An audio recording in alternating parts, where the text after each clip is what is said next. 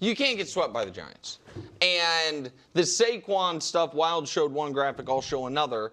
It is jarring and concerning, and you guys know my opinion is I don't think it's going to get substantially better than this the rest of this season. Not the rest of his career, but the rest of this season. If it is going to get better, yes, it has to be this week. Yes. Where now you don't have A.J. Brown, and it's a revenge spot against the Giants. And so a team that you annihilated last year. So, yeah, I think it's a must-win. I do agree it's a must-win. Like you said, you can't get swept by a 2-win team in your division, all right? And so that's number one. And then I've gotten big on the schedules lately. So let's look at the schedule. I mean, look, you got Green Bay, Detroit, Dallas. I mean, the Bears are no slouch now.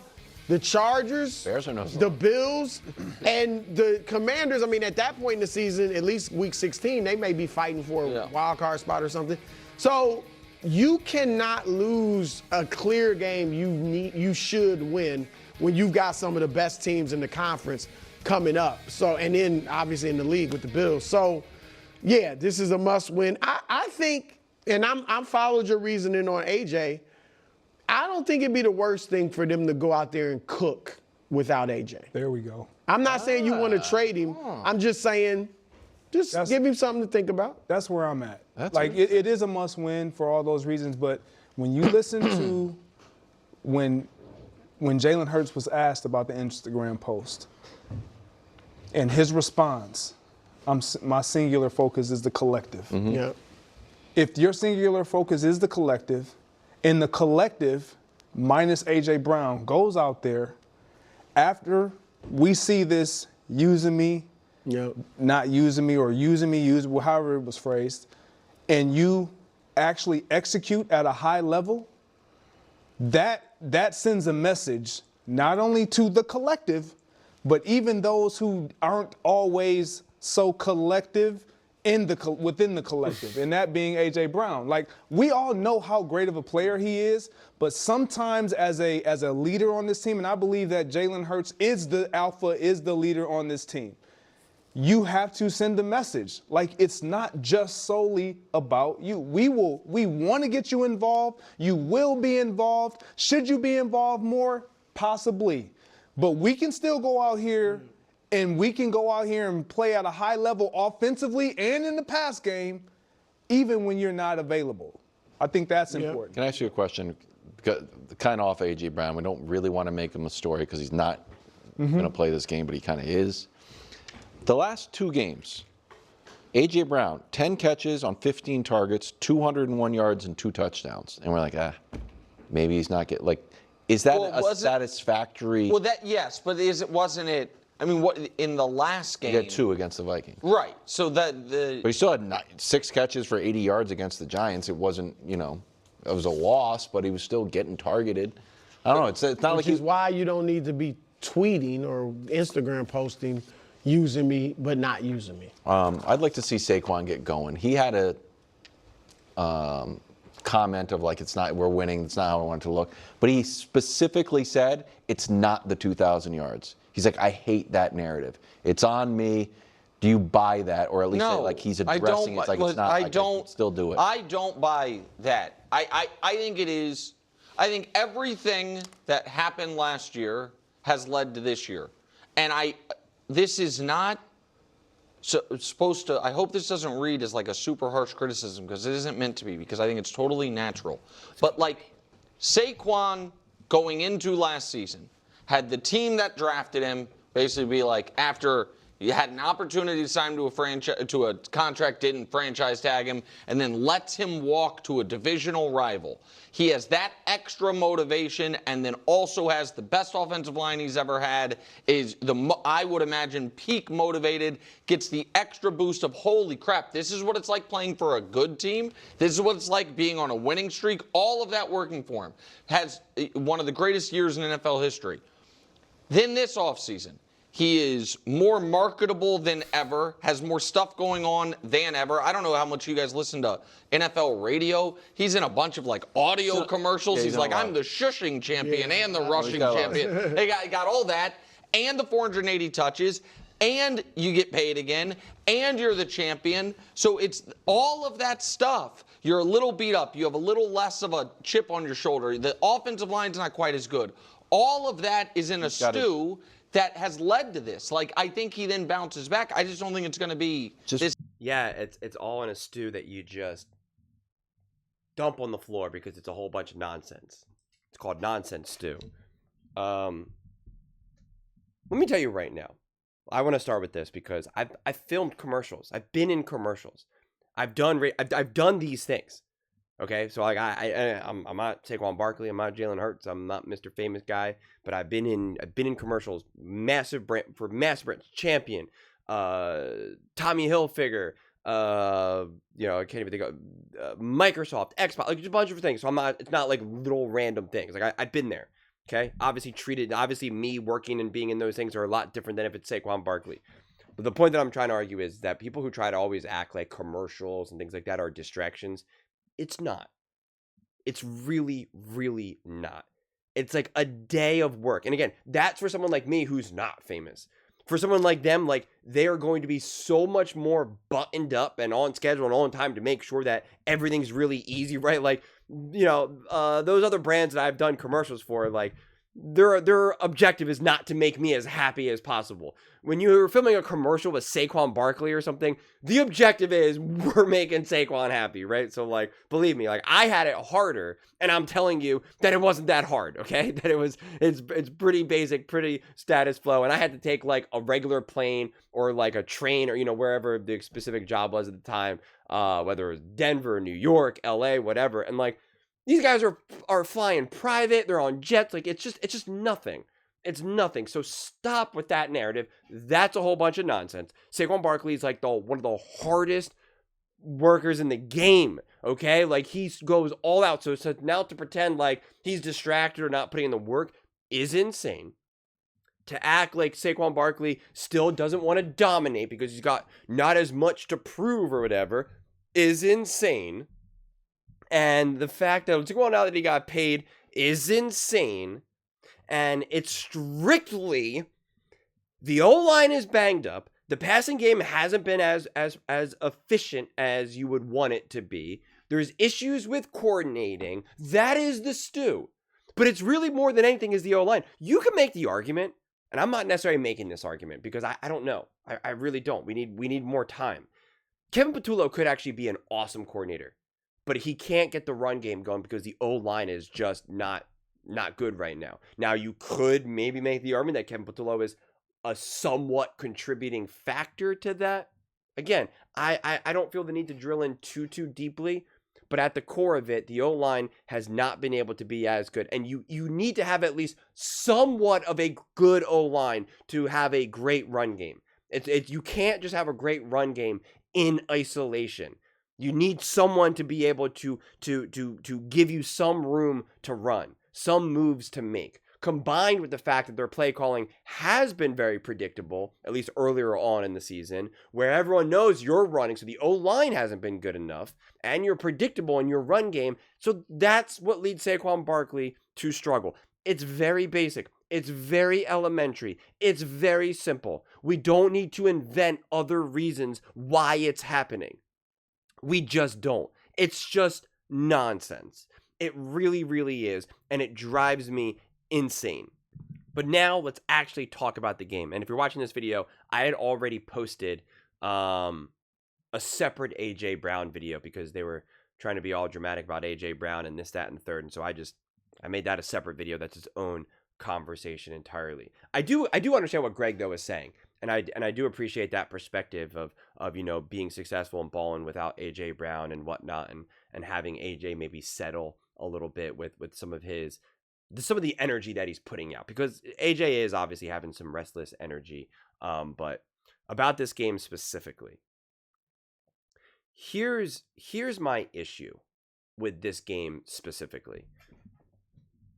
Under normal circumstances, I'd say the Eagles should be good enough that when they're not full strength, when they're, Cam Jurgens is down, AJ is down, etc., that the Eagles should be able to find a way to win this game.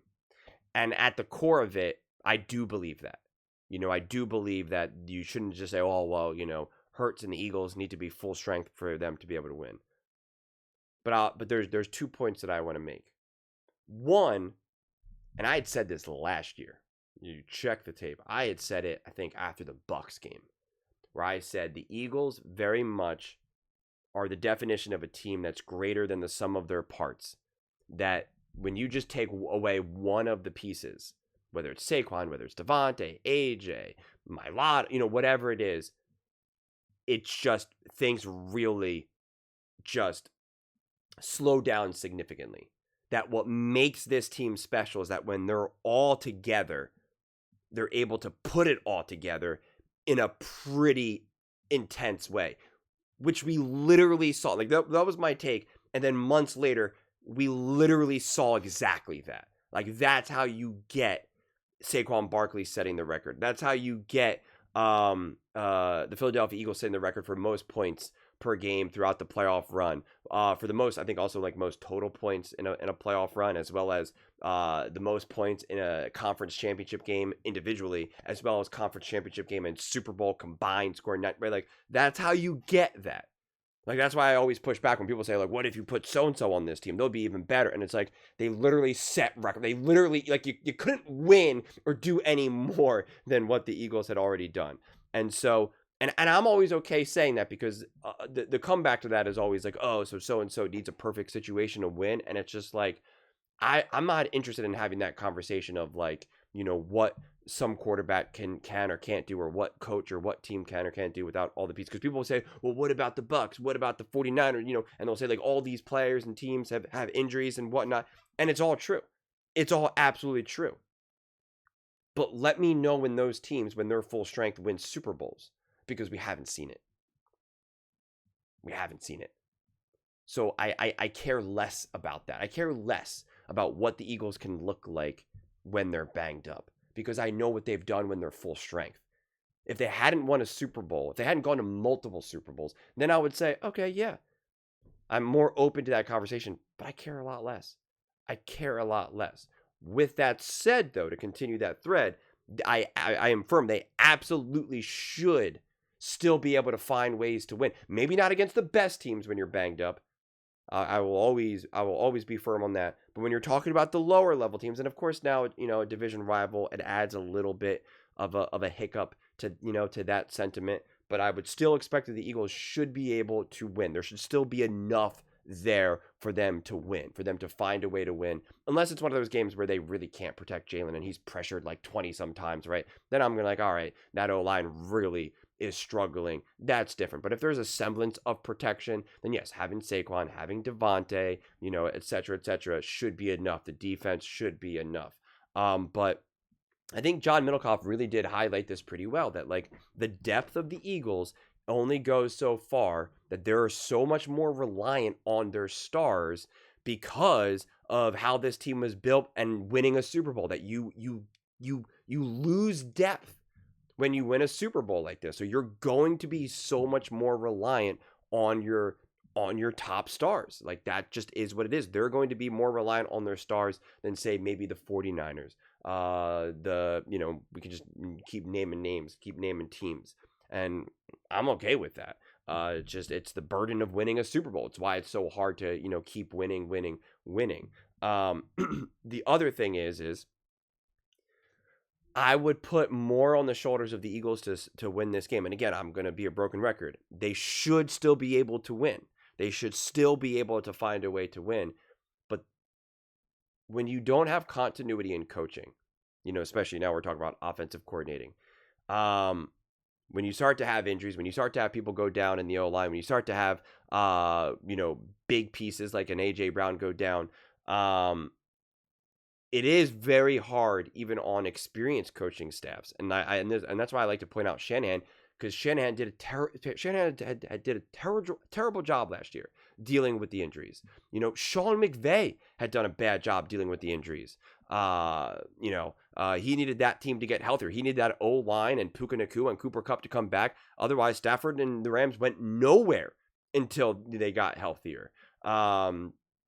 Andy Reid has been one of the only coaches who's consistently, and this has been throughout his entire career, not just Mahomes, whether it was with Alex Smith, McNabb, whoever, he's always been able to do that for the most part. But he's also the most experienced coach at this point, especially offensively. So it makes sense.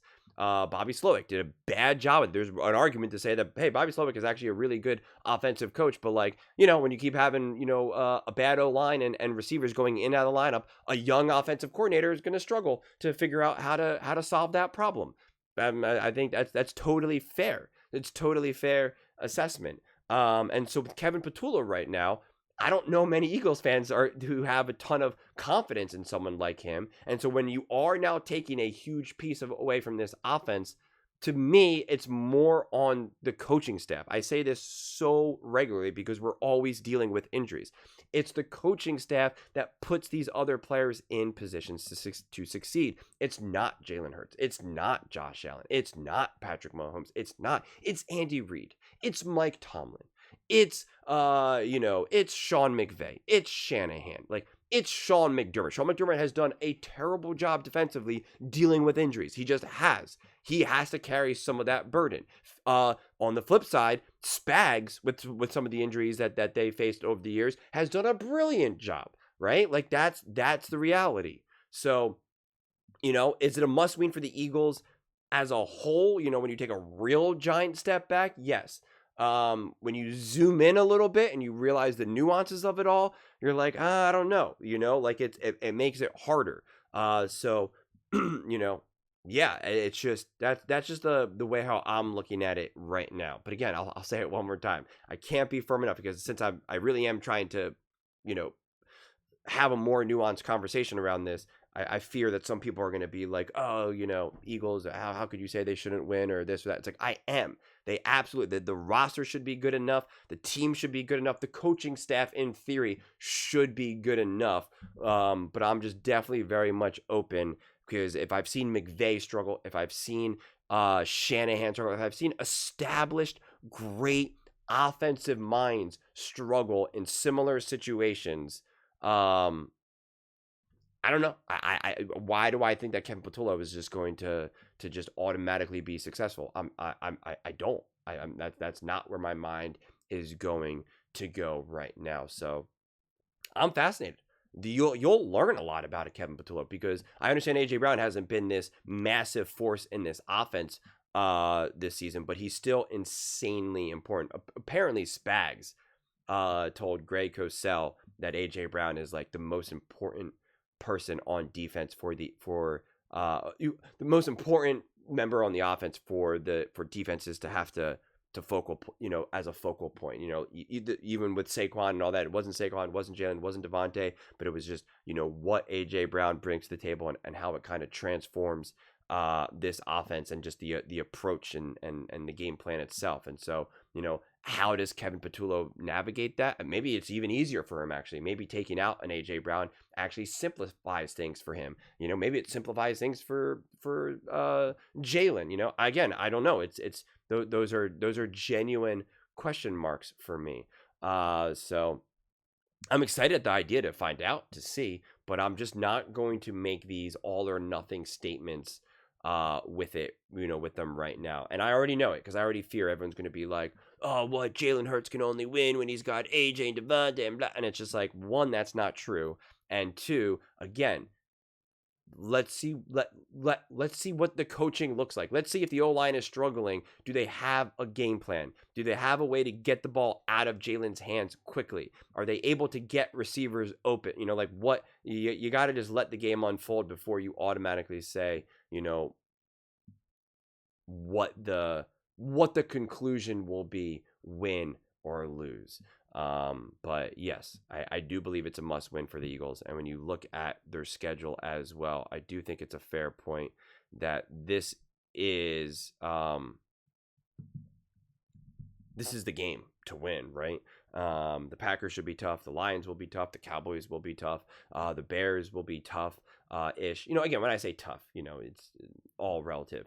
Chargers, the Raiders probably will be it's the Raiders and the Giants, right? Those are the two easiest games.